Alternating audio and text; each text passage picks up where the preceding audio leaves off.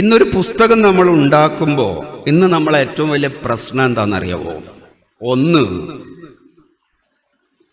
Online മീഡിയയിൽ ഇതാ മദ്രസ പഠനം എന്ന് പറയുന്ന ലോബികൾ ഇങ്ങനെ വർദ്ധിച്ചു വരിക.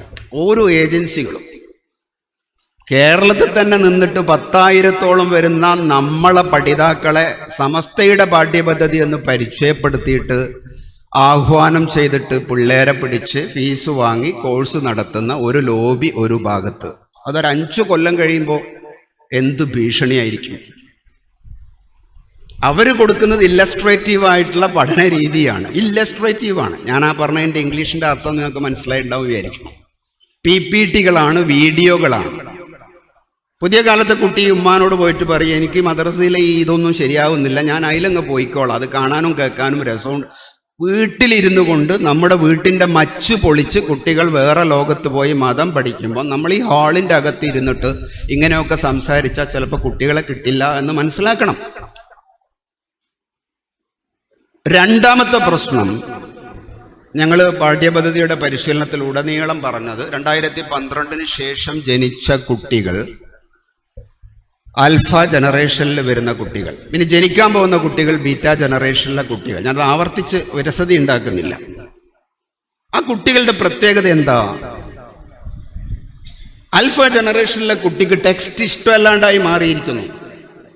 ഒരു 4 വരിയോ 5 വരിയുള്ള ഒരു പാരഗ്രാഫ് മാത്രമായിട്ട് ഇങ്ങനെ കണ്ട അവൻ്റെ ബ്രെയിൻ അതൊന്നും എടുക്കൂല. കാരണം അവൻ വിഷ്വലാണ്, ഡിജിറ്റലാണ്.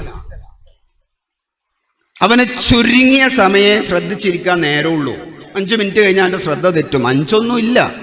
കാരണം ഒരു കുട്ടി ഒരു റീല് കാണുന്നത് 30 സെക്കൻഡാണ്. പിന്നെ അവൻ സ്ക്രോൾ ചെയ്ത് അടുത്തതിലേക്ക് പോകും. അവൻ്റെ ബ്രെയിനിനെ അങ്ങനെ കാലമാക്കി മാറ്റിയിട്ടുണ്ട്. ആ കുട്ടി നമ്മുടെ മദ്രസയുടെ മുന്നിലേക്ക് വരുമ്പം അവൻ്റെ കയ്യിൽ ഒരു കിതാബ് കിട്ടുമ്പം അവൻ്റെ ബ്രെയിൻ അത് സ്വീകരിക്കണം. അല്ലെങ്കിൽ ഉസ്താദന്മാർക്ക് പണിയാണ്. സ്വീകരിക്കാൻ പാകത്തിലുള്ള ഒരു കരിക്കുലവും പാഠ്യപദ്ധതിയും ടെക്സ്റ്റ് മെറ്റീരിയലും നമ്മുടെ കയ്യിൽ ഉണ്ടാകുക എന്നുള്ളതിനെ കുറിച്ച് നമ്മൾ ഒരുപാട് ആലോചിച്ച് ആ കുട്ടിക്ക് വേണ്ടി തയ്യാറാക്കുന്ന ഒരു പുസ്തകം. എന്നാൽ നമ്മുടെ ആദർശം, നമ്മുടെ ആശയം, നമ്മുടെ പക്വമായ പാരമ്പര്യം, അതിൽ നിലനിന്നുകൊണ്ടുള്ള ഒരു പുസ്തകം. എത്ര തവണ പുസ്തകങ്ങളുടെ ചില പേജുകൾ മാറ്റി എഴുതിയിട്ടുണ്ടെന്നറിയോ നിങ്ങൾക്ക്? ഇതിൻ്റെ പിന്നിൽ പ്രവർത്തിച്ചവർക്കൊക്കെ അറിയാം. ഇപ്പം എന്തിനാണ്? നമുക്ക് കാലത്തിനനുസരിച്ചതായിരിക്കണം, എന്നാൽ നമ്മുടെ രീതിശാസ്ത്രങ്ങളോട് താതാത്മ്യം പ്രാപിക്കുന്ന ആശയങ്ങൾ അതിൻ്റെ അകത്തുണ്ടായിരിക്കണം.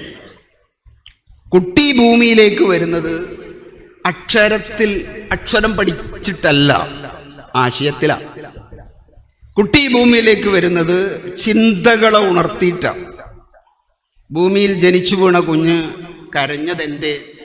ഈ പരിസരം എനിക്കെന്തല്ലോ സുഖമില്ലാന്ന് തോന്നുന്ന ഒരു ചിന്തയുടെയും ആശയത്തിൻ്റെയും മേലെ കരഞ്ഞു പ്രതികരിച്ച ഒരു കുട്ടിയുടെ മുന്നിൽ എന്ന് പറയുന്ന അക്ഷരവും കൊണ്ട് ആദ്യം അങ്ങ് പോയി കഴിഞ്ഞാൽ അവൻ്റെ ബ്രെയിൻ അങ്ങനെയല്ല സ്വീകരിക്കുക.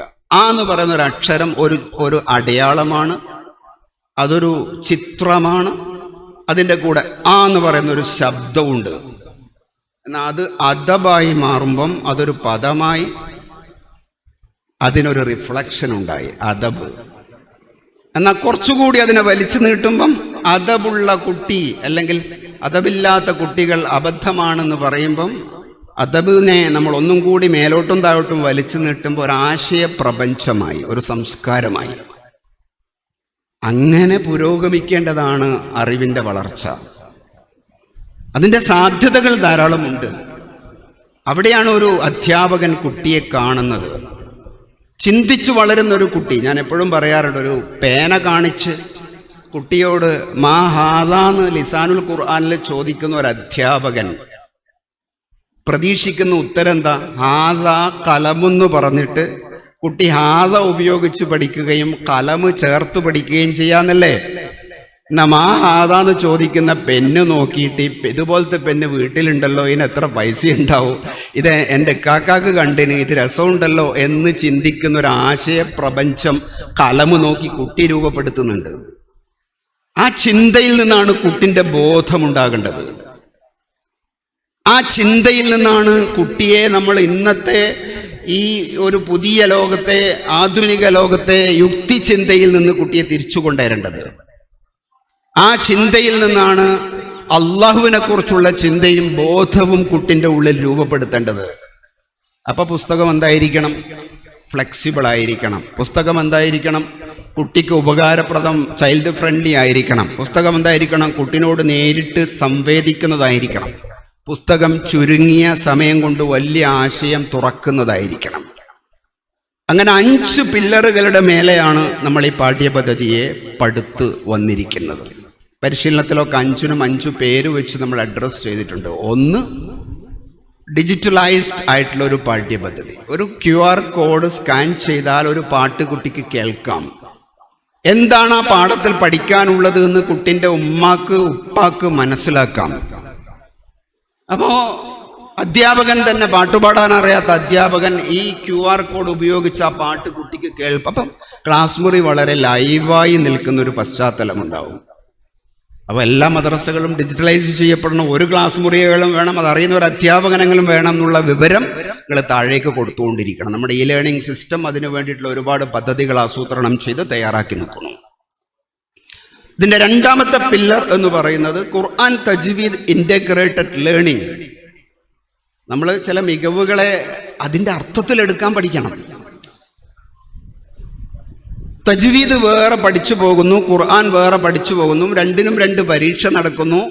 ഫലത്തിൽ കുട്ടിക്ക് ഏറ്റവും പ്രയാസമുള്ള ഒരു പുസ്തകമായി തജ്വീദ് മാറുന്നു ചെറിയ ക്ലാസ്സിലൊക്കെ. അതിനു പകരം തജ്വീദ് പഠിക്കുമ്പം തന്നെ ഖുർആൻ പഠിക്കുകയും ഖുർആൻ പഠിക്കുമ്പം തന്നെ തജ്വീദ് കുട്ടിയിലേക്ക് അറിയാതെ എത്തുകയും ചെയ്യുന്ന ഒരു ഇൻ്റഗ്രേറ്റഡ് രീതിയുടെ ഒറ്റ പുസ്തകം. 2ാം ക്ലാസ്സിൽ അധ്യാപകന്റെ കയ്യിലൊരു പുസ്തകം, 3ാം ക്ലാസ്സിലെത്തുമ്പം തജ്വീദും ഖുർആനും ചേർന്നിട്ടുള്ള ഒരൊറ്റ പുസ്തകത്തിന്റെ സാധ്യതകൾ എത്ര തവണ ചർച്ചകൾക്ക് വിധേയമായതിനു ശേഷമാണ് പുറത്തേക്ക് വരുന്നത്. നിങ്ങൾ അതെന്താണെന്ന് പഠിക്കണം. ഇവിടെ അവതരണം ഉണ്ടാകും. 3, കുട്ടിന്റെ പ്രായത്തെ അനുസരിച്ചിട്ടുള്ള പാഠ്യപദ്ധതിയുടെ പടവുകൾ. എന്താ കുട്ടിൻ്റെ പ്രായത്തിൻ്റെ പ്രത്യേകത? 1ാം ക്ലാസ്സിൽ പഠിക്കുന്ന 5.5 വയസ്സുള്ള ഒരു കുഞ്ഞ് എങ്ങനെയാണ് ഒരു പുസ്തകത്തെ കാണുന്നത്? എന്നാൽ 10ാം ക്ലാസ്സിൽ പഠിക്കുന്ന 16 വയസ്സുള്ള ഒരു കുട്ടിയെ സംബന്ധിച്ചുള്ള ഒരു പുസ്തകം എങ്ങനെയാണ് ഒരു മെറ്റീരിയലായിട്ട് വർക്ക് ചെയ്യുന്നത്? നമ്മുടെ 5ാം ക്ലാസ്സിലെ പൊതുപരീക്ഷ കഴിഞ്ഞതിന് ശേഷമുള്ള കുട്ടികളുടെ കൊഴിഞ്ഞുപോക്കിനെ നമുക്ക് എങ്ങനെയാണ് പ്രായമനുസരിച്ച് അഡ്രസ്സ് ചെയ്യാൻ പറ്റുക? ഇങ്ങനെ നിരവധി വിഷയങ്ങൾ ഒരു പാഠപുസ്തകത്തിൻ്റെ നിർമ്മാണ ഘട്ടത്തിൽ നമ്മുടെ മുന്നിലുണ്ടായി. അതുകൊണ്ട് തന്നെ പ്രായത്തിനെ മനസ്സിലാക്കിക്കൊണ്ട് +2 കഴിഞ്ഞു പോകുന്ന ഒരു കുട്ടിക്ക് എന്തൊക്കെ ലൈഫ് സ്കില്ലുകൾ കിട്ടണം, എന്തെല്ലാം പരിസ്ഥിതി പഠനവും പരിസര ബോധവും കുട്ടിക്കുണ്ടാകണം, ഏത് രീതിയിലുള്ള ഇലാഹി ബോധത്തിലൂടെ കുട്ടീനെ കടത്തിവിടണം. അപ്പോൾ ചോദ്യങ്ങളും ഉത്തരങ്ങളും ചർച്ചകളും ഒക്കെ ആയിട്ടുള്ള ഒരു ഡൈനാമിക് കരിക്കുലത്തിൻ്റെ സാധ്യത. 4ാമത്തത് പ്രാക്ടീസ് ചെയ്ത് പഠിക്കാനും അനുഭവിച്ചു പഠിക്കാനുമുള്ള സാധ്യതകൾ കരിക്കുലത്തിൻ്റെ ഭാഗമാകണം. കുട്ടിക്ക് ഒരു QR കോഡ് സ്കാൻ ചെയ്യുമ്പം തയമ്മം ചെയ്യുന്നതിൻ്റെ രീതി കുട്ടി കാണുന്നു. അത് കണ്ടുകൊണ്ട് കുട്ടിനെ ക്ലാസ് മുറിയുടെ അകത്ത് ഒരു ലാബായി മാറുന്നു. ഓരോ കുട്ടികൾ അത് ചെയ്യുന്നു, അത് പ്രാക്ടീസ് ചെയ്യുന്നു. അതിനുശേഷം പാഠപുസ്തകത്തിലേക്ക് പോയിട്ട് അതിൻ്റെ നിയമങ്ങൾ പഠിക്കുന്നു. ഇങ്ങനെ നിരവധി സാധ്യതകൾ പുസ്തകത്തിൻ്റെ അകത്തുണ്ട്. എല്ലാം പരീക്ഷയ്ക്ക് ചോദിച്ചോളണമെന്നില്ല. പരീക്ഷയ്ക്ക് വേണ്ടി മാത്രം പഠിപ്പിക്കുന്ന ഒരു രീതിയിൽ നിന്ന് മാറി ജീവിതം പ്രയോഗിച്ചു പഠിക്കാനുള്ള ഒരു ദീനിൻ്റെ പശ്ചാത്തലം ഒരുക്കുന്ന പാഠ്യപദ്ധതിയുടെ 4ാമത്തെ പില്ലർ. 5ാമത്തത് കമ്മ്യൂണിറ്റിയെ ഒരു ലേണറാക്കി മാറ്റുന്ന, പ്രത്യേകിച്ചും സംസ്ഥയുടെ യൂട്യൂബ് ചാനൽ കോവിഡ് കാലത്ത് രക്ഷിതാക്കളും ലേണേഴ്സായി, പഠിതാക്കളായി. ഈ പാഠ്യപദ്ധതിയുടെ ഉടനീളം രക്ഷിതാക്കൾക്ക് പലതും കാണാനും പഠിക്കാനും ഉള്ളത് കൊണ്ട് തന്നെ നമുക്ക് ഒരു പാരന്റ് ലോഗ് ബുക്ക് PLB എന്ന് പറയുന്നൊരു സിസ്റ്റമാണ് ആവിഷ്കരിച്ച് ബോർഡിൻ്റെ മുമ്പാകെ കൊടുത്തിരിക്കുന്നത്. ഒരു വർഷത്തിൽ 3 പ്രാവശ്യമെങ്കിലും നമ്മുടെ PTA മീറ്റിങ്ങുകളുടെ പ്രസംഗ ശൈലി മാറ്റി രക്ഷിതാവും കുട്ടിയും ഒരുമിച്ചിരുന്ന് അധ്യാപകർ ക്ലാസ്സിൽ എടുക്കുന്ന കാര്യങ്ങൾ, കുട്ടി എത്ര പഠിച്ചു, എങ്ങനെ ജീവിത ചിട്ടകൾ മുന്നോട്ട് പോകുന്നു, കുട്ടിയുടെ മൊബൈലിൻ്റെ ഉപയോഗം ഉൾപ്പെടെയുള്ള കാര്യങ്ങൾ. അതുപോലെ ഇന്നത്തെ കുട്ടികളുടെ ഏറ്റവും ഭീകരമായ ഒരു തടസ്സം മൊബൈലിൻ്റെ അഡിക്ഷനാണ്. അത്തരം കുട്ടികളെയൊക്കെ എങ്ങനെയാണ് ഒരു സമുദായം രക്ഷപ്പെടുത്തി കൊണ്ടുപോകുക എന്നുള്ളത് വലിയ വിഷയമാണ്. ആ കുട്ടി എങ്ങനെ എവിടെ നിൽക്കുന്നു എന്ന് ഉമ്മ അല്ലെങ്കിൽ വാപ്പ മീറ്റിങ്ങിൽ വന്ന് ഒരു പ്രൊഫൈലിൽ അടയാളപ്പെടുത്തി ഉസ്താദിന് കൊടുത്ത് പിറ്റേത്തെ ദിവസം ഉസ്താദ് കുട്ടിയുമായി അതേക്കുറിച്ച് ചർച്ച ചെയ്ത് പോകുന്ന ഒരു കമ്മ്യൂണിറ്റി കൂടി പഠനത്തിൻ്റെ ഇതിൻ്റെ ഒരു പ്രത്യേകത എന്താന്ന് പറഞ്ഞാൽ, സ്കൂൾ ബസ്സിന് വേണ്ടി കാത്തു നിൽക്കുമ്പോൾ രക്ഷപ്പെടാൻ വേണ്ടി ശനിയാഴ്ച ഞായറാഴ്ചയും ഏതെങ്കിലും മദ്രസയിലേക്ക് അയച്ചാൽ മതി എന്ന് പറയുന്ന ഒരു ചിന്താഗതിയുള്ളവർ, ഏത് മദ്രസയിലാണോ കുറഞ്ഞ സമയം കൊണ്ട് പഠിപ്പിച്ച് കുട്ടീനെ സ്കൂളിലേക്ക് വിടാൻ സൗകര്യമുള്ളത് എന്നാൽ അവിടത്തേക്ക് അയച്ചാൽ മതി എന്ന് വിചാരിക്കുന്ന രക്ഷിതാവിനെ ഇത്രയൊക്കെ നിങ്ങളെ കുട്ടിയെ പഠിപ്പിക്കാനുണ്ട് എന്നും ഇതാണ് വഴിയെന്നും പഠിപ്പിച്ചു കൊടുക്കുന്ന കമ്മ്യൂണിറ്റി ലേണിംഗ് സിസ്റ്റം കൂടി ഈ പാഠ്യപദ്ധതിയുടെ 5ാമത്തെ പടവുകളായി നമ്മൾ ആവിഷ്കരിച്ചിരിക്കുന്നു. അതുകൊണ്ട് പുസ്തകങ്ങൾ ഉണ്ടായി വന്ന വഴിയെക്കുറിച്ചും ഞാൻ പറഞ്ഞു, അതിൻ്റെ പിന്നിലുള്ള തത്വങ്ങളെക്കുറിച്ചും രീതികളെക്കുറിച്ചും പറഞ്ഞു. ഒരു പുസ്തകവും ഒരു കാലത്തിന് വേണ്ടി മാത്രം നമുക്കുണ്ടാക്കാൻ പറ്റില്ല. ലേണർ, പഠിതാവ് എവിടെ നിൽക്കുന്നു, ആ പഠിതാവിൻ്റെ ബുദ്ധിപരമായ മാനസികമായ വളർച്ച എവിടെയുണ്ട്, അതിനനുസരിച്ച് നമ്മൾ അടിസ്ഥാനപരമായ മാറ്റങ്ങളിലൂടെ മുന്നോട്ട് പോകേണ്ട ഒരു കാലഘട്ടത്തിൽ തന്നെയാണ് നമ്മൾ ജീവിക്കുന്നത്. ഒറ്റ വാക്ക് പറഞ്ഞ് ഞാനിതിൻ്റെ ആമുഖം അവസാനിപ്പിക്കാം. ഇവിടെ പ്രസൻറ്റേഷൻ ആളുകൾ നിൽക്കുന്നുണ്ട്. അതിങ്ങനെയാണ്. ഈ മുത്തഅല്ലിം എന്ന് പറയുന്ന വാക്ക് ലേണർ എന്നുള്ളതിൻ്റെ ഇംഗ്ലീഷിന് ഉപയോഗിക്കുന്ന ഒരു വാക്കാണ്. പഠിതാവ്, പഠിപ്പിക്കുന്നയാൾക്ക് നമ്മൾ മുഅല്ലിം എന്നും വിളിച്ചു വരുന്നു. എന്നാൽ പഠിപ്പിക്കുന്നയാൾ മുഅല്ലമാണെങ്കിൽ, പഠിപ്പിക്കപ്പെടുന്ന വിദ്യാർത്ഥി മുഅല്ലിമാണെങ്കിൽ പഠിപ്പിക്കപ്പെടുന്ന വിദ്യാർത്ഥിക്ക് മുഅല്ലം എന്നും കൂടി വിളിച്ചൂടെ എന്ന് ചോദിച്ചാൽ, എന്തുകൊണ്ട് മുതഅല്ലിം, അറിവിനെ സ്വാംശീകരിക്കുന്നവൻ എന്ന അർത്ഥത്തിൽ നമ്മൾ മുതഅല്ലിം തന്നെ ഉപയോഗിക്കുന്നു? അതൊരാശയമാണ്. അതുകൊണ്ട് തന്നെ ഞാൻ പറയാൻ വിചാരിക്കുന്നത്, അറിവിനെ നിർബന്ധിച്ചിട്ട് പഠിപ്പിക്കാൻ പറ്റുന്നതല്ല. അതുകൊണ്ട് മുഅല്ലം എന്ന് വിളിക്കേണ്ട. നിന്റെ ഉള്ളിൽ പഠിക്കണം എന്നുള്ളൊരാഗ്രഹമുണ്ടാക്കി മനസ്സിനെ പാകപ്പെടുത്തി നീ ഇതിൽ നിന്ന് സ്വാംശീകരിച്ചെടുക്കേണ്ടതിന് മാത്രമേ നിലനിൽപ്പുള്ളൂ എന്നതുകൊണ്ടായിരിക്കാം ഒരുപക്ഷെ മുതഅല്ലിം എന്ന പേര് ഉപയോഗിച്ച് പഠിതാവിനെ അഡ്രസ് ചെയ്തത്. അതുകൊണ്ട് തന്നെ ക്ലാസ് മുറിക്കകത്ത് സമ്മർദ്ദങ്ങളില്ലാതെ, ക്ലാസ് മുറിക്കകത്ത് നിർബന്ധ ബുദ്ധിയില്ലാതെ കുട്ടീനെ പഠിക്കാൻ പ്രചോദിപ്പിക്കുന്ന അധ്യാപകരുണ്ടാവുകയും പാഠ്യപദ്ധതിയുടെ സത്തയെ ഏറ്റെടുക്കുകയും ചെയ്യാൻ കേരളത്തിലെ 100,000 പേർ തയ്യാറായി നിൽക്കും എന്ന് നമ്മൾ പ്രതീക്ഷിക്കുന്നു. അങ്ങനെയുള്ളൊരു സമ്യക്കായ പാഠ്യപദ്ധതിയുടെ സത്തയെ ഉൾക്കാഴ്ചയോടുകൂടി ഉൾക്കൊള്ളുന്ന ഒരു ജനറേഷൻ പൊതുസമൂഹത്തിലും ഉണ്ടായി വരട്ടെ എന്ന് ആഗ്രഹിച്ച് ഞാൻ ഈ സെമിനാറിൻ്റെ ആമുഖം ഇവിടെ അവസാനിപ്പിക്കുന്നു. അടുത്തായിട്ട് നമ്മുടെ ICT, ഇൻഫർമേഷൻ ആൻഡ് കമ്മ്യൂണിക്കേഷൻ ടെക്നോളജിയുമായി ബന്ധപ്പെട്ട് അതായത് ക്ലാസ് റൂമിൽ എങ്ങനെയാണ് ഡിജിറ്റൽ ലോകത്തെ എങ്ങനെ കൈകാര്യം ചെയ്യണമെന്നതിനെക്കുറിച്ചുള്ള ഒരു ധാരണ നമുക്ക് വേണം, നമ്മുടെ എല്ലാവർക്കും ഉണ്ട്. ഈ ഡിജിറ്റൽ സംവിധാനം സംയോജിപ്പിച്ചുകൊണ്ട് പ്രായോഗികമാക്കാൻ പറ്റുമെന്നതിനെക്കുറിച്ചുള്ള വളരെ ലളിതമായ വിവരണം പ്രിയപ്പെട്ട ഹക്കീം ഫൈസി ഇവിടെ അവതരിപ്പിക്കും. അസ്സലാമു അലൈക്കും വറഹ്മത്തുള്ളാഹി വബറകാതുഹു. അൽഹംദുലില്ലാഹി ലഹദി അല്ലാഹു സമദ ലം യലിദ് വലം യൂലദ് വലം യകുൽ ലഹു കുഫുവൻ അഹദ്. അല്ലാഹുമ്മ സ്വല്ലി അലാ സയ്യിദിനാ മുഹമ്മദിൻ വഅലാ ആലിഹി വസ്വഹ്ബിഹി അജ്മഈൻ. അമ്മാ ബഅദ്. ബഹുമാനികളെ, ആമുഖങ്ങളൊന്നുമില്ല. വളരെ സുദീർഘമായ കുറേ ക്ലാസ്സുകൾ കേട്ടതിൻ്റെ ശേഷമാണ് ICT റിലേറ്റഡ് എന്തെല്ലാം സാധനങ്ങളാണ് നിലവിൽ നമ്മുടെ പാഠപുസ്തകങ്ങളിൽ ഉൾപ്പെടുത്തിയിട്ടുള്ളത് എന്നും ഇത് എങ്ങനെയാണ് പാഠഭാഗവുമായി ബന്ധപ്പെടുത്തി നമ്മൾ ക്ലാസ്സുകളിൽ അവതരിപ്പിക്കേണ്ടത് എന്നും മദ്രസ തലങ്ങളിൽ, മാനേജ്മെൻറ്റ് തലങ്ങളിൽ എന്തൊക്കെ ഒരുക്കങ്ങളാണ് തയ്യാറാക്കേണ്ടത് എന്നും ചെറു ഒരു വിവരണം മാത്രമാണ് നൽകുന്നത്.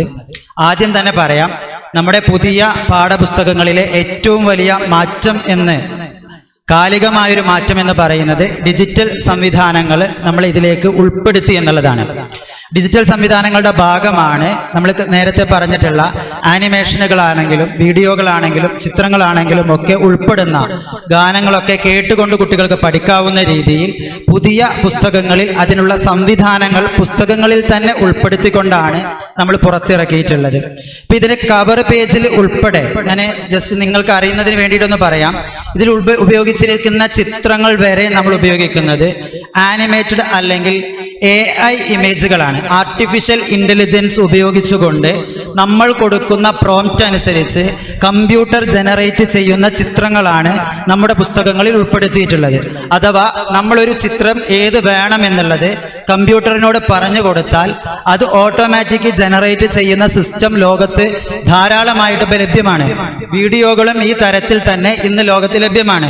നമ്മൾ സംസാരിക്കുന്നത് അതുപോലെ അതിനേക്കാൾ ഉച്ചാരണം ശുദ്ധിയാക്കിക്കൊണ്ട് തെറ്റുള്ള ആളുകളെ തിരുത്തി സംസാരിക്കുന്ന രീതിയിലുള്ള ഉച്ചാരണങ്ങൾ ലോകത്ത് ലഭ്യമാണ്. ഈ രീതിയിലേക്ക് ആൽഫ ജനറേഷൻ എന്ന് പറയുന്ന 2010 ശേഷം 2025 വരെയുള്ള ജനറേഷൻ, 2025 ശേഷം ജനിക്കുന്ന ബീറ്റ ജനറേഷൻ, നമുക്ക് ഏറ്റവും ലേറ്റസ്റ്റ് ആയിട്ട് പറയാവുന്ന ഡീപ് സീക്ക് ഉൾപ്പെടെയുള്ള ആധുനിക ടെക്നോളജി സംവിധാനങ്ങൾ ലോകത്ത് വന്നു നിൽക്കുന്ന ഈ സമയത്ത് അതിൽ ഇസ്ലാമികമായി തെറ്റല്ല എന്ന് ബഹുമാനപ്പെട്ട ഉസ്താദുമാരുടെ അംഗീകാരം വാങ്ങിയതിൻ്റെ ശേഷം നമ്മൾ ഉൾപ്പെടുത്താൻ സാധ്യമായ സംവിധാനങ്ങൾ മാത്രം ഉപയോഗപ്പെടുത്തിക്കൊണ്ടാണ് പുതിയ പുസ്തകങ്ങൾ നമ്മൾ തയ്യാറാക്കിയിട്ടുള്ളത്. ഇതിൽ ഏറ്റവും പ്രധാനം ഞാൻ നേരത്തെ പറഞ്ഞതുപോലെ QR കോഡ് സംവിധാനങ്ങളിലൂടെ ഉസ്താദുമാർക്ക് വളരെ ലളിതമായിക്കൊണ്ട് ക്ലാസ് എടുക്കാവുന്ന രീതിയിൽ, വളരെ ലളിതമായിക്കൊണ്ട് പറഞ്ഞു കൊടുക്കാവുന്ന രീതിയിൽ, രക്ഷിതാക്കൾക്ക് വീട്ടിൽ നിന്നും അവരുടെ മൊബൈൽ ഫോൺ ഉപയോഗിച്ചുകൊണ്ടും ഏറ്റവും ലളിതമായിക്കൊണ്ട് കേവലം ഒരു ബ്ലൂടൂത്ത് സ്പീക്കർ ഉപയോഗിച്ചുകൊണ്ട് ഉസ്താദുമാർക്ക് ക്ലാസ് എടുക്കാവുന്ന രീതിയിലുള്ള വളരെ കാലികമായിട്ടുള്ള മാറ്റങ്ങൾ ഇതിൽ കൊണ്ടുവന്നിട്ടുണ്ട്. ICT എന്ന് പറയുന്നത് പുതിയ കാലത്തെ ഏത് വിദ്യാഭ്യാസ രീതിയിലും ഉപയോഗപ്പെടുത്തുന്ന ഒരു മേഖലയാണ്. നമ്മുടെ വിദ്യാർത്ഥികൾ മുഴുവനും ഡിജിറ്റൽ കാലത്ത് ജീവിക്കുന്നവരാണ്. ബഹുമാനപ്പെട്ട SV സാർ നേരത്തെ സൂചിപ്പിച്ചതുപോലെ തന്നെ ഡിജിറ്റൽ കാലഘട്ടത്തിലെ കുട്ടികൾക്ക് 30 സെക്കൻഡ് മാത്രമാണ് കോൺസെൻട്രേറ്റ് ചെയ്യാൻ കഴിയുന്നത്. ആ 30 സെക്കൻഡിൽ നമ്മുടെ ഉസ്താദുമാരുടെ ക്ഷീണവും നമുക്ക് വരുന്ന തളർച്ചയും കുട്ടികളുടെ പഠനത്തെ ബാധിക്കരുത് എന്നുള്ള വലിയൊരു കാഴ്ചപ്പാട് കൂടി ഈ ഡിജിറ്റൽ കണ്ടന്റുകൾ ഇതിൽ ഉൾപ്പെടുത്തിയതിൽ ഭാഗമായിട്ടുണ്ട്. ആമുഖമായി സൂചിപ്പിക്കാനുള്ളത്, ഇതിലെ QR കോഡിലേക്ക് കണക്ട് ചെയ്താൽ ഇത് പോകുന്നത് ഒരു ഡ്രൈവിൻ്റെ ലിങ്കിലേക്കാണ്. ആ ഡ്രൈവിൽ നമ്മളിവിടെ സ്റ്റോർ ചെയ്തിരിക്കുന്ന ഡിജിറ്റൽ കണ്ടന്റുകളാണ് പ്ലേ ആകുന്നത്. സ്വാഭാവികമായിട്ടും QR കോഡ് സ്കാൻ ചെയ്യാൻ കഴിയുന്ന ഏത് ഡിവൈസ് ഉപയോഗിച്ചുകൊണ്ടും നമ്മുടെ പുസ്തകത്തിലെ ഡിജിറ്റൽ കണ്ടന്റുകൾ ഉപയോഗപ്പെടുത്താവുന്നതാണ്. മറ്റൊന്ന്, ആനിമേഷൻ എന്ന് പറയുന്നത് പുതിയ കാലഘട്ടത്തിലെ കുട്ടികളെ ആകർഷണീയമാക്കുന്നതാണ്. ധാരാളം വിദ്യാഭ്യാസ രീതികളിൽ ഇവ കൊണ്ടുവന്നിട്ടുണ്ട്. കുട്ടികൾക്ക് യാതൊരു തരത്തിലും മടുപ്പുളവാക്കാതെ ഇത്തരത്തിലുള്ള ഡിജിറ്റൽ സംവിധാനങ്ങൾ അനുവദനീയമായ മാർഗത്തിൽ ഉപയോഗിക്കുന്നതിനെ കുറിച്ചുള്ള ഒരു ഹ്രസ്വ വിവരണം ഇതിനോടൊപ്പമുള്ള ഹാൻഡ് ബുക്കുകളിൽ നൽകിയിട്ടുണ്ട്. പരിശുദ്ധമായ ഖുർആൻ പഠനത്തിന് വേണ്ടിയിട്ട് ധാരാളം ഉസ്താദുമാർ കാലങ്ങളായി നമ്മളോട് ആവശ്യപ്പെട്ടിരുന്ന ഉച്ചാരണത്തിലെ പിഴവുകൾ, ശൈലി, ഖുർആൻ പാരായണത്തിന്റെ രീതി, ഖുർആൻ പാരായണത്തിൽ വരുന്ന മഖ്റജുകളിലെ വ്യത്യാസങ്ങൾ ഉൾപ്പെടെ എല്ലാം നമുക്ക് തന്നെ കൃത്യമായി മനസ്സിലാക്കി ഉസ്താദുമാർക്ക് സ്വയം തിരുത്തുന്നതിനും കുട്ടികൾക്കും രക്ഷിതാക്കൾക്കും ഒപ്പം തിരുത്താൻ കഴിയുന്ന രീതിയിലുള്ള നല്ല ഒരു സിസ്റ്റം തന്നെ തദ്രീബു തിലാവ, ഇന്റഗ്രേറ്റഡ് തജ്വീദ് ഉൾപ്പെടെയുള്ള ഖുർആൻ എന്ന് പറയുന്ന തദ്രീബു തിലാവ പുസ്തകത്തിൽ കൊണ്ടുവന്നിട്ടുണ്ട്. ഇവിടെയും നമ്മൾ കൊടുത്തിരിക്കുന്നത് ഡിജിറ്റൽ സംവിധാനങ്ങൾ ഒരു വീഡിയോയിലേക്ക് അല്ലെങ്കിൽ ഓഡിയോയിലേക്ക് കണക്ട് ചെയ്യുന്നതാണ്. QR കോഡ് കണക്ട് ചെയ്താൽ ഒരു മാസം എടുക്കേണ്ടുന്ന ഒരു വിഷയം QR കോഡിലേക്ക് കണക്ട് ചെയ്ത് ഉസ്താദുമാർ എടുക്കേണ്ടുന്ന 10 ഘട്ടങ്ങൾ നമ്മുടെ തദ്രീബു തിലാവയുടെ കൈപ്പുസ്തകത്തിൽ ഹാൻഡ് ബുക്കിൽ നൽകിയിട്ടുണ്ട്. ആ 10 ഘട്ടങ്ങൾ ഉപയോഗിച്ച് മാത്രമേ ക്ലാസ് എടുക്കാവൂ എന്നും ഇത് ഒരു സഹായി മാത്രമാണ് എന്നും ബഹുമാനപ്പെട്ട ഉസ്താദുമാർക്ക് അറിയിച്ചു കൊടുക്കൽ നമ്മുടെ ഉത്തരവാദിത്തമാണ്. ഈ പറയപ്പെട്ട മുഴുവൻ സംവിധാനങ്ങളും പഠനത്തെ എളുപ്പമാക്കാനുള്ളതാണ്. ഉസ്താദുമാരുടെ സഹായമില്ലാതെ ഒരിക്കലും ക്ലാസ് എടുക്കാൻ സാധിക്കുന്ന ഒരു സിസ്റ്റം അല്ല എന്നുകൂടി ഓർമ്മപ്പെടുത്താൻ ഈ സമയത്ത് ആഗ്രഹിക്കുകയാണ്. പല ഉസ്താദുമാരുടെയും ഇനി ഒരു ധാരണ ഉണ്ടാവുക, നമ്മുടെ മദ്രസ തലങ്ങളിലൊക്കെ ഉടനടി TV-യും പാനൽ ബോർഡും ഒക്കെ കൊണ്ടുവന്ന് തന്നെ ക്ലാസ് എടുക്കേണ്ടി വരുമോ എന്നുള്ളതാണ്. ഉണ്ടെങ്കിൽ നല്ലതാണ്, ഇല്ലെങ്കിലും ഞാൻ നേരത്തെ പറഞ്ഞതുപോലെ കേവലം ഒരു ബ്ലൂടൂത്ത് സ്പീക്കർ ഉപയോഗിച്ചുകൊണ്ട് ഉസ്താദിന് സ്വയം ക്ലാസ്സിൽ ഇത് കേൾപ്പിക്കാനും ഉസ്താദുമാർ അല്ലാതെ രക്ഷിതാക്കൾക്ക് അവരുടെ വീട്ടിൽ വെച്ച് കുട്ടികൾക്ക് ഇത് കേൾപ്പിച്ചു കൊടുക്കാനും കഴിയുന്ന രീതിയിലാണ് ഇതിലെ ICT സംവിധാനങ്ങൾ ഉപയോഗിച്ചിട്ടുള്ളത്. മാത്രമല്ല ഇതിന്റെ ഡിസൈൻ ഡിസൈനിങ് എനിക്കത് കൃത്യമായിട്ട് പറയേണ്ടതുണ്ട്. ഓരോ പുസ്തകത്തിൻ്റെയും തുടക്കം മുതൽ ഒടുക്കം വരെ നമ്മുടെ കൈകളിലൂടെ കടന്നു പോയപ്പോൾ ഡിസൈനിങ്ങിൽ വരെ വളരെ കൃത്യമായിട്ട് നമ്മൾ ശ്രദ്ധിച്ചിട്ടുണ്ട്. ഒന്ന്, ചൈൽഡ് ഫ്രണ്ട്ലി ആവുക എന്ന് പറഞ്ഞാൽ പുതിയ കാലഘട്ടത്തിലെ ഏറ്റവും നല്ല പുസ്തകങ്ങൾ മാർക്കറ്റിൽ ലഭ്യമായത് നമ്മൾ എടുത്തുകൊണ്ടുവന്ന് ഏകദേശം പൂർണ്ണമായി പഠിച്ചതിൻ്റെ ശേഷമാണ് ഇതിൻ്റെ ചിത്രങ്ങളിലെ കളറുകൾ വരെ നമ്മൾ പരിഗണിച്ചിട്ടുള്ളത്. പുസ്തകത്തിൻ്റെ സൈഡിൽ കൊടുത്ത കളറുകൾ വരെ നിലവിലുള്ള ലോകോത്തര പുസ്തകങ്ങളെന്ന് അവകാശപ്പെടുന്നവരുടെ പുസ്തകങ്ങളും അത്തരത്തിലുള്ള മാധ്യമങ്ങളിലെ നിലവിൽ ഉപയോഗിക്കുന്ന ടെക്നോളജികളും ഉപയോഗിച്ചുകൊണ്ട് തന്നെയാണ് ഡിസൈൻ ചെയ്തിട്ടുള്ളത്. അതുപോലെ തന്നെ പുസ്തകത്തിൻ്റെ കവറിൽ വരെ നമ്മളത് ശ്രദ്ധിച്ചിട്ടുണ്ട്. 3D ലെവലിൽ വരെ നമുക്ക് പ്രിന്റ് ചെയ്യാവുന്ന രീതിയിലുള്ള ഏറ്റവും ലേറ്റസ്റ്റ് ടെക്നോളജി ഉപയോഗിച്ചിട്ടുള്ള കവർ പേജുകളും നമുക്കിതിനു വേണ്ടി തയ്യാർ ചെയ്തിട്ടുണ്ട്. മറ്റൊരു കാര്യം, ഇതിൻ്റെയൊക്കെ ഡിസൈനിങ്ങിൻ്റെ ഓരോ പാർട്ടുകളിലേക്ക് ചെല്ലുമ്പോൾ ബഹുമാനപ്പെട്ട ഉസ്താദുമാരുടെ സൂക്ഷ്മത പലപ്പോഴും നമ്മൾ അനുഭവപ്പെട്ടിട്ടുണ്ട്. ഓരോ വാക്കുകളിലും ഓരോ സെന്റൻസുകളിലും ഓരോ അക്ഷരങ്ങളിലും ഹർക്കത്തുകളിലും വരെ പലതവണ, ഞാനത് ആവർത്തിക്കുന്നില്ല, പലതവണ പല രീതിയിൽ ഉസ്താദുമാർ ഇൻവോൾവ് ആവുകയും തിരുത്തുകയും ഒരു ഡിസൈനർ ചെയ്യുന്നതിൻ്റെ ഏറ്റവും മാക്സിമം ലെവലിൽ തന്നെ ഇതിൽ തിരുത്തു വരുത്തുകയും ചെയ്തിട്ടുണ്ട്. എന്നാൽ ഇത് കുറ്റമറ്റതാകുമെന്നുള്ളതല്ല, പരമാവധി ശ്രദ്ധിച്ചിട്ടുണ്ട് എന്ന് ഓർമ്മപ്പെടുത്താൻ വേണ്ടി പറഞ്ഞുവെന്ന് മാത്രം. എങ്കിലും ഈ ഒരു പുതിയ സംവിധാനത്തെ ആധുനിക കാലഘട്ടത്തെ കുട്ടികൾക്ക് പഠിപ്പിച്ചു കൊടുക്കാവുന്ന രീതിയിൽ പ്രിയപ്പെട്ട ഉസ്താദുമാർ തയ്യാറാവുക എന്നുള്ളതാണ് പ്രധാനം. ഇത് അറിയാത്ത ഒരു ഉസ്താദുമാരും ഇന്ന് ഉണ്ടാവാൻ സാധ്യതയില്ല. കാരണം നമ്മൾ എപ്പോഴും പറയുന്നത് പോലെ കൊറോണ കാലത്തെ ഡിജിറ്റൽ ക്ലാസ് റൂമുകൾ ഉപയോഗിച്ചും എടുപ്പിച്ചും പഠിപ്പിച്ചും പരിചയമുള്ളവരാണ് നമ്മുടെ 1,00,000-ലധികം വരുന്ന ഉസ്താദുമാരെന്നുള്ള ബോധം വിദ്യാഭ്യാസ ബോർഡിന് ഉള്ളത് കൊണ്ട് മാത്രമാണ് ഇത്തരം സംവിധാനങ്ങൾ ഉൾപ്പെടുത്തിയത്. പരമാവധി മഹല്ല് മദ്രസ ഭാരവാഹികളൊക്കെ ശ്രദ്ധിക്കേണ്ടുന്നത് ഇതിന് അനുസൃതമായ രീതിയിൽ നമ്മുടെ മദ്രസകളെ ഇനി വളർത്തുന്ന സമയത്ത്, അതിൻ്റെ വർക്കുകൾ നടക്കുന്ന സമയത്ത് ഇതിനുകൂടി അനുയോജ്യമാകുന്ന രീതിയിലുള്ള സംവിധാനങ്ങൾ ഏർപ്പെടുത്തണമെന്നാണ്. ഇതൊക്കെ ഉപയോഗിച്ചുകൊണ്ട് ക്ലാസ് എടുക്കാൻ ഉസ്താദുമാരും പഠിക്കാൻ കുട്ടികളും പഠിപ്പിക്കാൻ രക്ഷിതാക്കളും തയ്യാറായാൽ പുതിയ കാലഘട്ടത്തെ AI ടെക്നോളജി വന്നാലും 2050 ലോകം കീഴടക്കുമെന്ന് പറയുന്ന എത്ര വലിയ ആർട്ടിഫിഷ്യൽ ഇന്റലിജൻസ് കൊണ്ടുവന്നാലും ഇതൊക്കെ ഇസ്ലാമിലെ ഭാഗമായി കൊണ്ട് തന്നെ അംഗീകരിക്കാനും അതൊക്കെ നമുക്കും കഴിയുമെന്നുള്ളത് കാണിച്ചു കൊടുക്കാനും സാധിക്കും. ഇൻഷാ അല്ലാഹ് ആ രീതിയിൽ നിങ്ങൾ ഇതിനെ സ്വീകരിക്കണമെന്ന് മാത്രം പറഞ്ഞുകൊണ്ട് ഞാൻ എൻ്റെ വാക്കുകൾക്ക് വിരാമം കുറിക്കുന്നു. വആഖിറു ദഅ്വാനാ അൽഹംദുലില്ലാഹി റബ്ബിൽ ആലമീൻ. അസ്സലാമു അലൈക്കും വറഹ്മത്തുള്ളാഹി വബറകാതുഹു. ഇനി പറയാൻ പോകുന്നത് ഇതിൻ്റെ ഒക്കെ ബേസ് 1-ാം ക്ലാസ്സാണ്. 1-ാം ക്ലാസ് ശരിയായെങ്കിലേ ബാക്കിയുള്ളതൊക്കെ ശരിയാവുള്ളൂ. അതുകൊണ്ട് 1-ാം ക്ലാസ് 1-ാം തരമാക്കുവാൻ വേണ്ടി എങ്ങനെയൊക്കെ നമുക്ക് ചെയ്യാൻ പറ്റുന്നതിനെ കുറിച്ച് ആ സമിതിയിൽ അംഗം കൂടിയായ പ്രിയപ്പെട്ട റഹീം മാസ്റ്റർ ചുഴലി ഇവിടെ അവതരിപ്പിക്കും. 1-ാം ക്ലാസ്സിലെ പുസ്തകമോ അല്ലെങ്കിൽ മറ്റു പുസ്തകങ്ങളോ മറിച്ചു വെക്കുമ്പോൾ ചില ആളുകൾ വിചാരിക്കും ഇത് ഇത്രേ ഉള്ളൂ എന്ന് വിചാരിക്കും. ചിലരെങ്കിലും അങ്ങനെ ഉണ്ടാവാം. അല്ലെങ്കിൽ ഇനിയും വേണ്ടിയിരുന്നു എന്ന് ചിന്തിക്കാം. നമുക്ക് അങ്ങനെ ആഗ്രഹം ഉണ്ടായിരുന്നു, നമ്മൾ അങ്ങനെ ആവശ്യപ്പെട്ടിരുന്നു. പക്ഷേ നമുക്ക് പറഞ്ഞ പാരമ്പര്യമുണ്ട്, പരിമിതികളുണ്ട്. അതിനനുസരിച്ചുള്ള മാറ്റങ്ങൾ മാത്രം നമുക്ക് മുന്നോട്ടാൻ പറ്റുള്ളൂ. അപ്പൊ ആ രീതിയിലാണ് നമ്മൾ കാണുന്നത്. 1-ാം ക്ലാസ്സിൽ വരുന്ന കുട്ടി വരാനുള്ള പ്രേരണ എന്ന് പറയുന്നത് കളിയാണ് കുട്ടികൾ പ്രകൃതം. അതുകൊണ്ട് പുസ്തകത്തിൽ ABCC മെത്തേഡിലാണ് പുസ്തകം രൂപകൽപ്പന ചെയ്തിട്ടുള്ളത്. Activity based child centred learning. അപ്പോൾ ആക്ടിവിറ്റിയിലൂടെ, കളിയിലൂടെ കുട്ടിക്ക് അക്ഷരജ്ഞാനം ഉണ്ടാക്കുന്ന, അതുവഴി വിശുദ്ധ ഖുർആൻ പാരായണത്തിലെ കുട്ടിയെ നയിക്കുന്ന രീതിയിലുള്ള ഒരു മെത്തേഡാണ് 1-ാം ക്ലാസ്സിൽ സ്വീകരിച്ചിട്ടുള്ളത്. മിറർ ന്യൂറോൺ എഫക്റ്റ് എന്ന് പറയുന്ന മനഃശാസ്ത്രത്തിൽ ഒരു വലിയ തത്വമുണ്ട്. മിറർ ന്യൂറോൺ എഫക്റ്റ് നിങ്ങൾക്ക് നെറ്റിലടിച്ചാൽ അതിന്റെ വിഷയവിവരം കിട്ടും. ഉസ്താദ് ഉപയോഗിക്കുന്ന ഓരോ വാക്കും പ്രധാനമാണ്. ഓരോ വാക്കും വിത്താണ്, ഓരോ വാക്കും ഗുളികയാണ്. ആ ഗുളിക ഉപയോഗിച്ചു കഴിഞ്ഞാൽ എപ്പോഴെങ്കിലും വർക്ക് ചെയ്യും. ആ വിത്ത് എപ്പോഴെങ്കിലും ഉപകാരപ്പെടും. ഏത് വാക്കും പോസിറ്റീവ് ആവട്ടെ നെഗറ്റീവ് ആവട്ടെ അത് വിത്താണ്. ഒന്നുകിൽ നെഗറ്റീവ് ആവും അല്ലെങ്കിൽ പോസിറ്റീവ് ആവും. അതുകൊണ്ട് ഉസ്താദ് ഉപയോഗിക്കുന്ന വാക്കുകൾ പോലും പ്രധാനമാണ്. കുട്ടി ശ്രദ്ധിക്കണം. ശ്രദ്ധയെക്കുറിച്ച് പറഞ്ഞു. ശ്രദ്ധിക്കണമെങ്കിൽ ആര് ശ്രദ്ധിക്കണമെങ്കിലും താല്പര്യം ഉണ്ടാവണം. താല്പര്യമുള്ള വിഷയത്തിൽ മാത്രമേ ശ്രദ്ധിക്കൂ. താല്പര്യം ഉണ്ടാവണമെങ്കിൽ സന്തോഷമുള്ള ഒരവസ്ഥ ഉണ്ടാവണം. സന്തോഷകരമായ ഒരു ചുറ്റുപാടിൽ മാത്രമേ ഒരാൾക്ക് താല്പര്യം ജനിക്കൂ. മനസ്സിൽ വലിയ പ്രയാസമാണെങ്കിൽ സന്തോഷം ഉണ്ടാവില്ല, ശ്രദ്ധിക്കാൻ കഴിയില്ല. സന്തോഷമുള്ള അവസ്ഥ ഉണ്ടാവണമെങ്കിൽ ഒരു നേട്ടത്തെ കുറിച്ച് ചിന്തിക്കാൻ കഴിയണം. ഒരു നേട്ടം, ഒരു ഗെയിൻ. ആ നേട്ടം പ്രത്യേകിച്ച് 1-ാം ക്ലാസ്സിലെയും 2-ാം ക്ലാസ്സിലെയും താഴെ ക്ലാസ്സിലെ കുട്ടികൾക്ക് നേട്ടമായി കിട്ടണമെങ്കിൽ അവന് എന്ത് കിട്ടണം എന്നറിയാമോ? അവൻ അംഗീകാരങ്ങൾ കിട്ടണം, വലിയ ശരി കിട്ടണം, സ്റ്റാർ കിട്ടണം, സമ്മാനങ്ങൾ കിട്ടണം, അംഗീകാരം കിട്ടണം. ആ രീതിയിൽ നേട്ടത്തെക്കുറിച്ചാണ് കുട്ടി ചിന്തിക്കുന്നത്. എനിക്കെന്ത് നേട്ടമാണ്? ഈ അക്ഷരം പഠിച്ചാൽ നാളെ ഖുർആൻ ഓതാം, എനിക്ക് പുസ്തകങ്ങൾ വായിക്കാം, വലിയ അറിവ് നേടാം എന്നൊന്നും കുട്ടി ചിന്തിക്കുന്നില്ല. എനിക്കെന്ത് നേട്ടമെന്ന്. അതുകൊണ്ട് അത്തരം കാര്യങ്ങളാണ് പുസ്തകത്തിന്റെ ബേസായി നിർമ്മാണത്തിൽ നമ്മൾ ചിന്തിച്ചിട്ടുള്ളത്. മറ്റൊന്ന്, അത് നേട്ടമുണ്ടാവണമെങ്കിൽ ഉത്സാഹം ഉണ്ടാവണം. കുട്ടിക്ക് ഉത്സാഹം ഉണ്ടാവണം. ആ ഉത്സാഹത്തിൽ നിന്ന് മാത്രമേ നേട്ടത്തെക്കുറിച്ച് ചിന്തിക്കാൻ കഴിയൂ.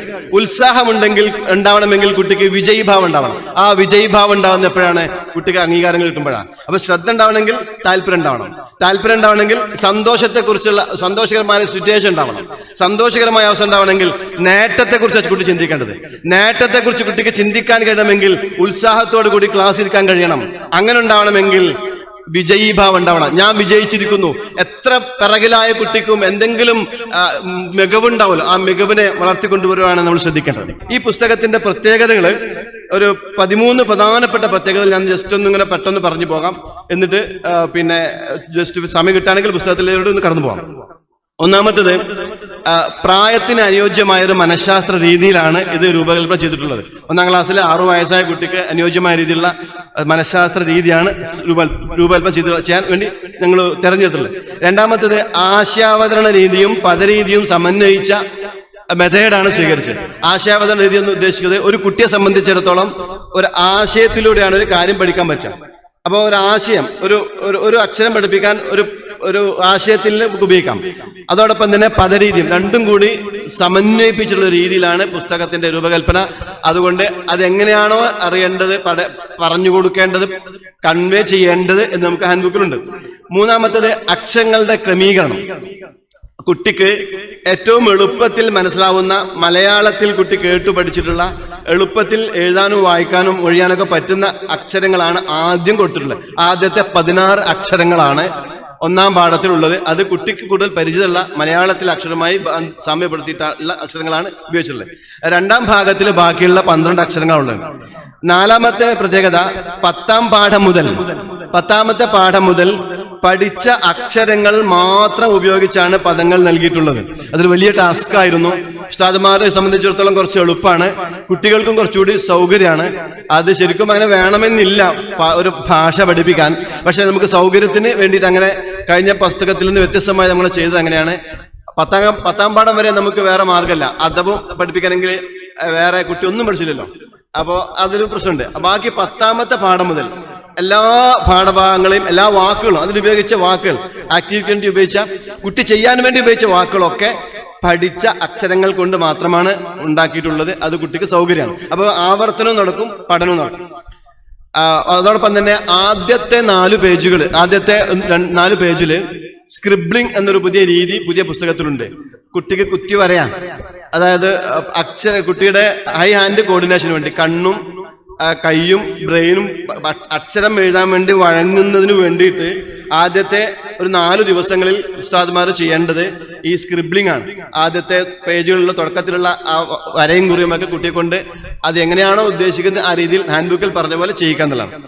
5-ാമത്തേത്, കുട്ടികൾക്ക് ഇഷ്ടമാവുന്ന രീതിയിലുള്ള മനോഹരമായ ചിത്രങ്ങളും ആസ്വദിച്ച് ചെയ്യാവുന്ന പഠന പ്രവർത്തനങ്ങളുമാണ് ഉപയോഗിച്ചിട്ടുള്ളത്. ഹക്കീം വൈസി സൂചിപ്പിച്ച പോലെ പൂർണ്ണമായും AI-യുടെ സംവിധാനം ഉപയോഗിച്ചുകൊണ്ട് ചരിത്രത്തിൽ ആദ്യമായിട്ട് സമസ്തയുടെ പാഠപുസ്തകങ്ങൾ ആർട്ടിഫിഷ്യൽ ഇന്റലിജൻസിന്റെ സംവിധാനം ഉപയോഗിച്ചുകൊണ്ടുള്ള പിന്നെ കാര്യങ്ങളാണ് ചെയ്തത് ഹക്കീം വൈസി പറഞ്ഞു. അപ്പൊ അങ്ങനെയുള്ള നല്ല മനോഹരമായ പിക്ചറുകളാണ് മിക്കവാറും ഉള്ളത്. അതോടൊപ്പം തന്നെ കുട്ടികൾക്ക് ആസ്വദിച്ച് ചെയ്യാവുന്ന കുറെ പഠന പ്രവർത്തനങ്ങളും ഉണ്ട്. ഓരോ പഠന പ്രവർത്തനങ്ങളും എന്തിനാണ്, ആക്ടിവിറ്റി എന്തിനാണ്, വെറുതെ അങ്ങനെ ആക്ടിവിറ്റി ചെയ്തതല്ല. ആ ആക്ടിവിറ്റിയിൽ നിന്ന് എന്ത് സ്കില്ലാണ് കുട്ടി നേടേണ്ടത് എന്ന് ഹാൻഡ് ബുക്കിൽ കൊടുത്തിട്ടുണ്ട്. ഉദാഹരണത്തിന് ഒന്നാം അദബൻ പഠിച്ച് ആ അക്ഷരം പഠിച്ചു കഴിഞ്ഞാൽ ആ ഭാഗത്ത് ഒരു ആക്ടിവിറ്റി ഉണ്ടാവും. ആ ആക്ടിവിറ്റിയിൽ നിന്ന് കുട്ടി എന്തെല്ലാം സ്കില്ലാണ് നേടേണ്ടത് അത് കൃത്യമായിട്ട് കൊടുത്തിട്ടുണ്ട്. അത് നേടിയിട്ടുണ്ടോ എന്ന് ഉസ്താദ് പരിശോധിക്കണം. 6-ാമത്തത്, കുട്ടികൾക്ക് ഏറ്റവും ഇഷ്ടപ്പെട്ട സംഗതിയാണ് പാട്ട്. നഴ്സറിയിലൊക്കെ തന്നെയും നിരന്തരമായ പാട്ടുകളിലൂടെ കുട്ടി അക്ഷരം പഠിക്കുന്നത്. 1-ാം ക്ലാസ്സിലെ പുതിയ പുസ്തകത്തിൽ ഒരു വലിയ പ്രത്യേകതയായി നമ്മൾ കൊടുത്തിട്ടുള്ളത് എല്ലാ അക്ഷരങ്ങൾ പഠിപ്പിക്കാനും അക്ഷരപ്പാട്ടുകൾ, ഉണർത്തുപാട്ടുകളുണ്ട്, മോട്ടിവേഷണൽ സോങ്സ്. അത് നിങ്ങൾ ഇവിടെ നേരത്തെ കണ്ടിട്ടുണ്ടാവും. ഒരു പാട്ട് ഒന്ന് പ്ലേ ചെയ്യാൻ പറ്റുമോ?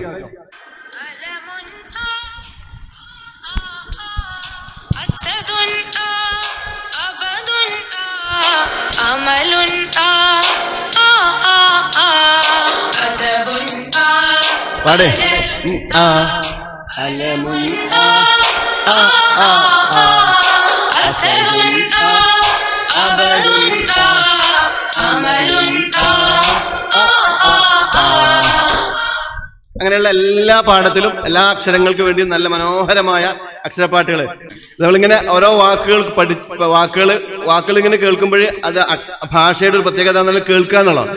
പിന്നെ LSRW അപ്പൊ നിരന്തരമായി പുതിയ വാക്കുകൾ പാട്ടിലൂടെ കുട്ടി കേൾക്കുന്നു. അറിയാതെ ബ്രെയിനിൽ ആ വാക്കുകൾ അവിടെ സ്റ്റോർ ആവുന്നു. അത് കുട്ടിയുടെ പിന്നീടുള്ള ലിസാനുൽ ഖുർആനിലെ പഠനത്തിന് വളരെ സഹായകമാവുകയും ചെയ്യുന്നു. അക്ഷരങ്ങൾ കുട്ടി എന്താവുന്നു മനസ്സിൽ ദൃഢമാകുന്നു. ഈ പാട്ട് പാടുന്ന സമയത്ത് ആ എന്ന അക്ഷരമാണ് കുട്ടി ശ്രദ്ധിക്കേണ്ടത്. പാടുന്നതോടൊപ്പം തന്നെ ബോർഡിൽ ചോക്ക് കൊണ്ട് ഉസ്താദ് ആ അക്ഷരം എഴുതുകയോ കാർഡ് കാണിച്ചിട്ട് ആ അക്ഷരം കുറച്ചുകൂടി മനസ്സിൽ ദൃഢമാകുന്നതിന് വേണ്ടിയുള്ള ആക്ടിവിറ്റി ചെയ്യുകയോ ചെയ്യാവുന്നതാണ്. അതൊക്കെ ഇതിൽ പറയുന്നുണ്ട്. ഏഴാമത്തത് പരിശീലനത്തിന് പുതുമയുള്ള ആക്ടിവിറ്റികളാണ് കൊടുത്തിട്ടുള്ളത്. അതിൽ ABCC MSAL 2 മെത്തേഡാണ് സ്വീകരിച്ചിട്ടുള്ളത്. ABCC എന്ന് പറഞ്ഞാൽ ഞാൻ പറഞ്ഞു activity based child centred learning, ആ രീതിയാണ് ഒന്ന്. അപ്പൊ ആക്ടിവിറ്റി ബേസ്ഡ് ആണ്, കുട്ടിയുടെ കേന്ദ്രീകൃതമായി കുട്ടിക്ക് സ്വന്തമായി പാടി രസിക്കാവുന്ന രീതിയിലും ചെയ്യാവുന്ന രീതിയിലുള്ള ആക്ടിവിറ്റി ബേസ്ഡ് ആണ്. മറ്റൊന്ന് MSAL എന്ന് പറയും, multi sensory accelerator learning. 5 software ആണ് ഉണ്ടാവുക, 5-ലേതെങ്കിലും ഒന്ന്, അതായത് 3 എന്തായാലും ഉണ്ടാവും. Visual, auditory, kinaesthetic. അപ്പൊ കാഴ്ചകൾക്ക് പ്രാധാന്യമുള്ള ഡൊമൈനായ കുട്ടിക്കും കേൾവിക്ക് ഡൊമൈനായ കുട്ടിക്കും കിനസ്തെറ്റിക്കലി ഡൊമൈനായ കുട്ടിക്കും 3 കുട്ടികൾക്കും അനുയോജ്യമായ രീതിയിലുള്ള മെത്തേഡാണ്. അതിനാവശ്യമായ ആക്ടിവിറ്റി ഇതിലുണ്ട്. അപ്പൊ 3 പേർക്കും സന്തോഷകരമായ രീതിയിൽ പെട്ടെന്ന് ഉൾക്കൊള്ളാവുന്ന രീതിയിലാണ് ഇതിനെ രൂപകൽപ്പന ചെയ്തിട്ടുള്ളത്. മറ്റൊന്ന് അതിന്റെ സ്കില്ലുകൾ ഹാൻഡ് ബുക്കിൽ കൃത്യമായി കൊടുത്തിട്ടുണ്ട്.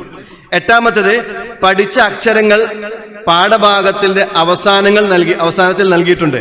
ആവർത്തനത്തിനും ആണിത് ചെയ്തിട്ടുള്ളത്. റിപ്പീറ്റേഷൻ വളരെ പ്രധാനമാണ്.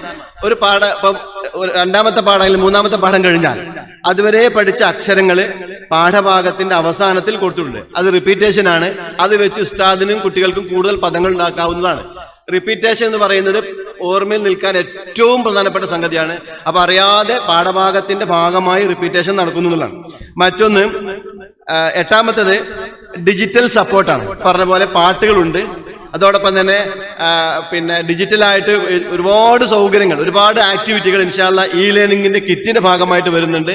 അപ്പൊ അതുകൊണ്ട് 1ാം ക്ലാസ്സിലെ അക്ഷരജ്ഞാനം കുട്ടിക്ക് ദൃഢമാവാൻ, 1ാം ക്ലാസ്സിലെ പാഠപുസ്തകം നാം ഉദ്ദേശിക്കുന്ന രൂപത്തിൽ ഉൾക്കൊള്ളാൻ ഈ നിർബന്ധമായും ഈ കാര്യങ്ങൾ ICT ക്ലാസ് റൂമിൽ ഉണ്ടായിരിക്കേണ്ടതുണ്ട്. 10ാമത്തത് കേൾവിയിൽ സാമ്യതയുള്ളതും സിഫത്തിൽ മഖ്റജുകളിൽ വ്യത്യാസമുള്ളതുമായ അക്ഷരങ്ങൾ വ്യത്യസ്ത ഉദാഹരണങ്ങളിലൂടെ പ്രത്യേകം നൽകിയിട്ടുണ്ട്. ഇത് വളരെ പ്രധാനപ്പെട്ട ഒരു കാര്യമാണ്. 2ാം ഭാഗത്തിലാണ് മിക്കവാറും വരുന്നത്. അതായത് പിന്നെ മഖ്റജ് വ്യത്യാസമുണ്ട്, പക്ഷെ കേൾവിയിൽ ഒരുപോലെ. ഉദാഹരണത്തിന് രണ്ടും പലപ്പോഴും കുട്ടികൾ മാറിപ്പോകും, മഖ്റജ് മാറിപ്പോകും. അപ്പൊ അത് വെച്ചിട്ട് വെച്ചിട്ടുള്ള ലഫ്ളുകളും വെച്ചിട്ടുള്ള ലഫ്ളുകളും, ഉദാഹരണത്തിന് കൽബുൻ, കൽബുൻ, അങ്ങനെയുള്ള കുട്ടിക്ക് പെട്ടെന്ന് ഇതിന്റെ വ്യത്യാസം തിരിച്ചറിയാൻ പറ്റുന്ന രൂപത്തിലുള്ള ആക്ടിവിറ്റികൾ കൊടുത്തിട്ടുണ്ട്, മാറാതിരിക്കാനും മഖ്റജ് ക്ലിയർ ആവാനും. 11ാമത്തത് ഖുർആൻ പാരായണത്തിലേക്ക് സാവധാനം എത്തിക്കുന്ന പ്രക്രിയാബന്ധിതവും ആഴത്തിലുമുള്ള രീതിയാണ് 2ാം ഭാഗത്ത് സ്വീകരിച്ചിട്ടുള്ളത്. കുട്ടി അറിയാതെ വിശുദ്ധ ഖുർആന്റെ പാരായണത്തിലേക്ക് എത്തുന്നുള്ളതാണ്. അതില് 2ാം ഭാഗത്തിൽ വരുമ്പോഴേ 2 കാര്യമാണ് പ്രധാനമായും ചെയ്തിട്ടുള്ളത്. ഒന്ന്, 1ാം പാഠഭാഗത്തിലെ അക്ഷരപ്പാട്ടുകൾക്ക് പകരം, ഉണർത്തുപാട്ടുകൾക്ക് പകരം 2ാം ഭാഗത്ത് വരുമ്പോഴേ ഖുർആന്റെ കുഞ്ഞു സൂറത്ത് ആയത്തുകള് അല്ലെങ്കിൽ ആയത്തിന്റെ ശകലങ്ങളാണ് കൊടുത്തുള്ളത്. അതും കുട്ടി പഠിച്ച അക്ഷരങ്ങൾ കൊണ്ട് മാത്രം വരുന്നവയാവാൻ വേണ്ടി പരമാവധി ശ്രദ്ധിച്ചു. 100% അങ്ങനെ തന്നെയാണ് ആയിട്ടുള്ളത്. അപ്പൊ കുട്ടിക്ക് പെട്ടെന്ന് വായിച്ചാൽ മനസ്സിലാവും. അപ്പൊ അത് വായിക്കുന്നത് നേരത്തെ പറഞ്ഞ തജ്വീദ് 1ാം ക്ലാസ്സിൽ നിന്ന് തുടങ്ങുന്നുണ്ട്. അപ്പോ കുട്ടി ഖുർആൻ പാരായണം അതിന്റെ തനതായ ശൈലിയിൽ കേൾക്കുന്നതിന് വേണ്ടി ഓരോ ഖുർആനിന്റെ ശകലം ചേർത്തെടുത്തും ബാർകോഡ് കൊടുത്തിട്ടുണ്ട്, QR കോഡ് കൊടുത്തിട്ടുണ്ട്. ആ QR കോഡ് സ്കാൻ ചെയ്തിട്ട് ആ ഖുർആനിന്റെ ചെറിയ ഭാഗം അത് കൃത്യമായിട്ട് കുട്ടിക്ക് മനസ്സിലാവുന്ന രീതിയിൽ തന്നെയാണ് അതിനെ രൂപകൽപ്പന ചെയ്തിട്ടുള്ളത്. അതൊന്നുകൂടി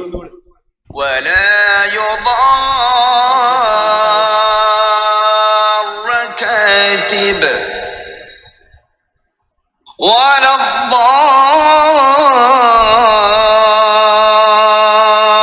الضالين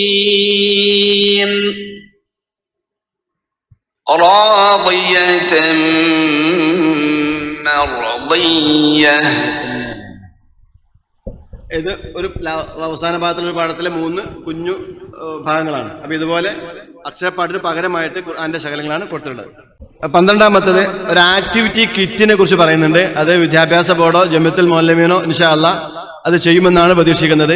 ഓരോ പാഠഭാഗത്തിനും ആവശ്യമായ ആക്ടിവിറ്റികൾക്ക് ആവശ്യമായ സാമഗ്രികൾ അതെങ്ങനെ ചെയ്യണമെന്നതിനെ കുറിച്ചുള്ള വിവരണം അടക്കിയ ഒരു ആക്ടിവിറ്റി കിറ്റ് മദ്രസകൾക്ക് വാങ്ങാവുന്ന രീതിയിൽ റെഡിയാക്കാൻ വേണ്ടിയിട്ട് നമ്മൾ ഉദ്ദേശിക്കുന്നുണ്ട്. അത് ഇൻഷാ അല്ലാഹ് ഉസ്താദന്മാരുടെ സമ്മതം കിട്ടുകയാണെങ്കിൽ അവർ റെഡിയാക്കുകയാണെങ്കിൽ അതുകൂടി ഉണ്ടാവും. അപ്പോൾ കുറച്ചുകൂടി ഉസ്താദന്മാർക്ക് എളുപ്പമായിരിക്കും, സൗകര്യമായിരിക്കും. 13ാമത്തത് ഹാൻഡ് ബുക്ക് ഉണ്ട് എന്നുള്ളതാണ്. ഇതുവരെ കുറച്ചും കൂടി നന്നായി ഉസ്താദന്മാർക്ക് ഇത് പറഞ്ഞു കൊടുക്കാനും ആവശ്യാനുസരണം നോക്കാനും വേണ്ടിയിട്ട് കാര്യങ്ങളൊക്കെ മോഡൽ അടക്കം ഒരു പാഠഭാഗം എടുക്കുന്ന മോഡൽ അടക്കമുള്ള വിശദമായിട്ടുള്ള ഹാൻഡ് ബുക്ക് ഉണ്ട്. പിന്നീട് അദ്ദീനിയാത്ത് വൽ അഖ്ലാഖ് എന്ന നമ്മുടെ 1ാം ക്ലാസ്സിൽ പഠിപ്പിക്കുന്ന പാഠത്തിന് കുറച്ച് പാട്ടുകൾ കൊടുത്തിട്ട് ആ ആശയം കുട്ടിയിൽ ഉറപ്പിക്കുക എന്നുള്ളതാണ്. ആ പാട്ട് മാത്രമല്ല കുട്ടിക്ക് പരിശീലിപ്പിക്കേണ്ടത്. ഉദാഹരണത്തിന് അള്ളാഹുവിനെ കുറിച്ച് അല്ലെങ്കിൽ ഹബീബുന സല്ലല്ലാഹു അലൈഹി വസല്ലം തങ്ങളെ കുറിച്ച്, ഉമ്മയെ കുറിച്ച് ഒക്കെയുള്ള പാട്ടുകൾ. ആ പാട്ട് പാടുന്നതോടൊപ്പം ആ ആശയം കുട്ടിയിൽ സന്നിവേശിപ്പിക്കുന്നതോടൊപ്പം തന്നെ 1ാം ക്ലാസ്സിൽ കുട്ടിക്ക് അറിയേണ്ട അനുബന്ധമായ കാര്യങ്ങൾ, പിന്നെ റസൂലുള്ളാഹിന്റെ പേര്, സാധാരണ അറിയുന്ന പരീക്ഷയ്ക്ക് വരുന്ന ചോദ്യങ്ങൾക്ക് ഉണ്ടല്ലോ, ആ ഉത്തരം കിട്ടാവുന്ന രീതിയിലുള്ള ആശയങ്ങളാണ് പരിശീലിപ്പിക്കേണ്ടത്. ഇത്രയും അത്യാവശ്യ കാര്യങ്ങളാണ് 1ാം ക്ലാസ്സിലെ വിഷയമായി പറയുന്നത്. ബാക്കി ഒരുപാട് കാര്യങ്ങൾ പറയാനുള്ള സമയത്തോടെ അവസാനിപ്പിക്കുകയാണ് ഇൻഷാ അല്ലാഹ്. ഈ പുസ്തകത്തിൽ ആദ്യത്തെ ഈ ഒരു 4 പേജുകൾ ഏറ്റവും പ്രധാനമാണ്. 2 പേജ്, ആദ്യത്തെ 2 പേജ് ആ പേജിൽ വെച്ചാൽ തുടങ്ങേണ്ടത്. പിന്നെ കുഞ്ഞു പാട്ട് കൊണ്ട് ഒരു ചെറിയ ദുആ കൊണ്ട് തുടങ്ങുന്നുണ്ട്. അൽഹംദുലില്ലാഹ് വളരെ നമ്മൾ ഉദ്ദേശിക്കുന്ന രൂപത്തിൽ പൂർണ്ണമായും അല്ലെങ്കിൽ പോലും നമുക്ക് നേരത്തെ പറഞ്ഞ പോലുള്ള സൗകര്യങ്ങളും പ്രയാസങ്ങളും ഉള്ളത് കൊണ്ടുള്ള ഏറെക്കുറെ നല്ല രീതിയിൽ തന്നെ അതിന്റെ പ്രിന്റിങ് വന്നിട്ടുണ്ട്. പ്രത്യേകിച്ചും അതിന്റെ ഡിസൈനും കാര്യങ്ങളൊക്കെ കുറച്ചും കൂടി മാറ്റങ്ങൾ പ്രതീക്ഷിക്കുന്നുണ്ട്, ഉണ്ടാവണം നിങ്ങൾ ആഗ്രഹിക്കുന്നുണ്ടാവും. എന്നാലും 1ാം ക്ലാസ് ആയതുകൊണ്ട് ആ രീതിയിലുള്ള ഒരു ചേഞ്ചിലേക്ക് വന്നിട്ടുണ്ട് എന്ന് നമ്മൾ പ്രതീക്ഷിക്കാം. അള്ളാഹു സ്വീകരിക്കട്ടെ. അസ്സലാമു അലൈക്കും.